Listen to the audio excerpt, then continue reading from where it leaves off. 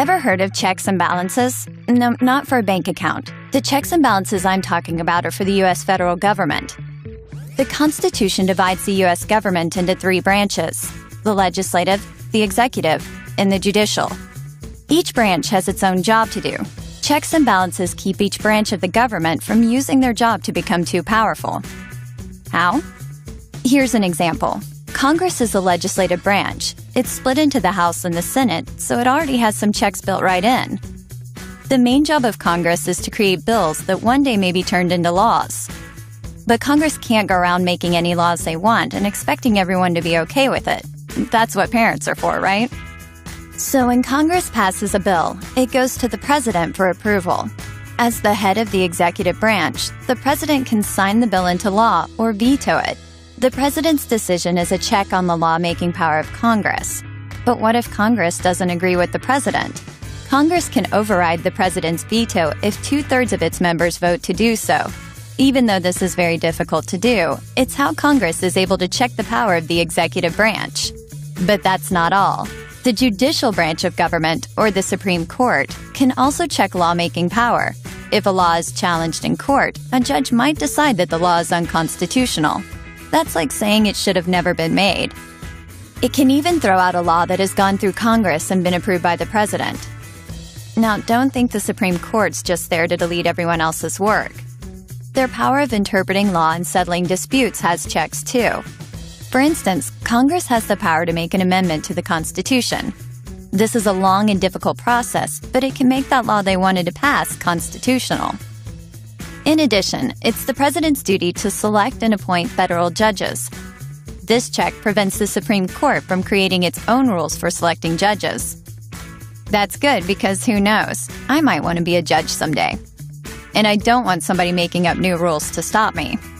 After the president selects a federal judge, the Senate, part of the legislative branch, must approve his choice. This is a check on the executive branch.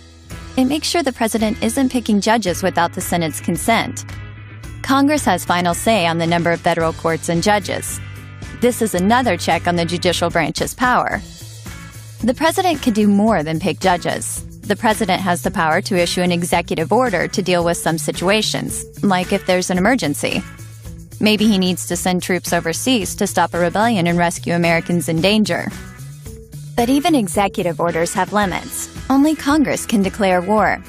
That means unless Congress supports the executive order, the troops will eventually be called back. Plus, Congress must approve paying for these actions, so the president can't keep the troops in action if Congress doesn't give him the money. The Supreme Court could rule the executive order to be unconstitutional, just like it could a law. The president is the leader of the executive branch, but if he gets power hungry or starts breaking laws, then the House can vote to impeach. That means bring charges against the president. Once impeached, the president goes on trial. Both the legislative and judicial branch can check the power of the executive through the impeachment process. The Chief Justice of the Supreme Court presides over the trial. The Senate decides whether the president is guilty. This is a serious check. As of 2013, it's only happened twice, and neither was found guilty. One of those presidents was a fan of giving out pardons. Have you ever heard of a pardon? It's like forgiveness. The president has the power to pardon, which is a check on the judicial branch, since the courts can punish criminals. Sometimes the president or other executive leaders can make treaties with other countries, but the Senate must approve any agreement before it's official. If it seems like the president is checked a lot, it's true. From the beginning, Americans needed to be sure no president could take over and abuse their rights.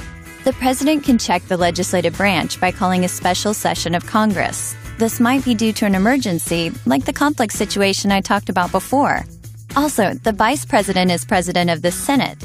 He or she can break a tie vote in the Senate. So, do you have this checks and balances thing down? Just remember, being a responsible citizen is super important. Responsible citizens make sure to voice their opinions and make the government work for them. After all, they are the most important check on the government.